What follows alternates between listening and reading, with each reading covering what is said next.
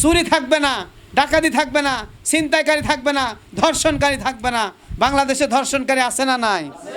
কিছুদিন আগে ওই যে মাগুরাতে আসিয়া নামক একজন ছোট্ট শিশুকে ধর্ষণ করে হত্যা করেছে, জোরে বলেন ঠিক কিনা? শুধু আসিয়াকে নয়, বাংলাদেশের জমিনে অসংখ্য শত শত হাজার হাজার এইরকম আসিয়া নামক তরুণী ছোট বাচ্চা কচিকাঁচা তারা ধর্ষিত হচ্ছে। বাংলাদেশে আইন না থাকার কারণে তাদের বিচার হচ্ছে না, জোরে বলেন ঠিক কিনা? যদি কোরআন থাকতো আর যদি ধর্ষকের বিচার হতো, বাইতুল মুকাররম মসজিদের সামনে একজন ধর্ষককে টাঙ্গা যদি বিচার করা হতো, হাজার হাজার ধর্ষক ভালো হয়ে যেত, জোরে বলেন ঠিক কিনা?